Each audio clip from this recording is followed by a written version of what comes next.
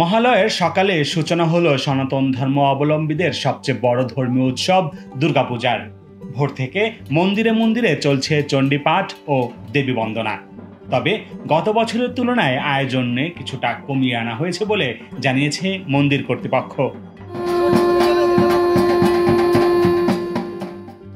শরতের শুভ্র ভোরে চণ্ডীপাঠের মাধ্যমে সূচনা হলো দেবীপক্ষের।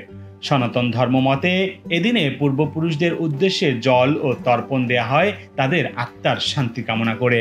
তর্পণ শেষে শুরু হয় মহালয়ের বিশেষ পূজা।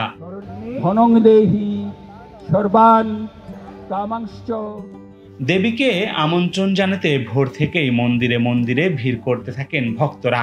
তাদের প্রত্যাশা সকল শঙ্কা কাটিয়ে এবারের পূজা হবে সার্বজনীন। আজকে থেকে পূজা শুরু হলো। আমাদের যে পূর্বপুরুষ তাদের উদ্দেশ্যে শ্রদ্ধা নিবেদন করি। দেবীর আগমন মানে অশুভ শক্তির বিরুদ্ধে শুভ শক্তির সূচনা। মহালয়ার মাধ্যমেই বলা যায় যে দুর্গাপূজার শুভ সূচনা হয়। তো এখনো পর্যন্ত যথেষ্ট জাঁকজমকপূর্ণ এবং আড়ম্বরপূর্ণভাবেই আমার মনে হয় যে দুর্গাপূজার প্রস্তুতি এবার শুরু হয়েছে।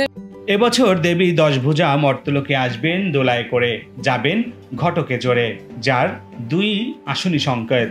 তবু ভক্তদের চাওয়া সকল অশুভ শক্তিকে বিনাশ করে শুভ শক্তির পালন করবেন অসুর বিনাশী দেবী দুর্গা।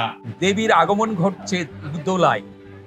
দোলাতে আগমন ঘটলে আশঙ্কা করা হয় যে মরক হতে পারে, মহামারী হতে পারে, খাদ্যাভাব হতে পারে। আমরা যে তার কাছে নিবেদন করছি, আবেদন করছি, এর ফলে আমাদের এই সুন্দর বাংলাদেশ, আমাদের এই প্রিয় বাংলাদেশ কোনো রকমের এই মহামারী মরকের পর্যুদস্ত হবে না। এবার মহানগরীতে 253টি আর দেশ জুড়ে প্রায় 32,000 পূজা মণ্ডপে পূজা হবার কথা রয়েছে।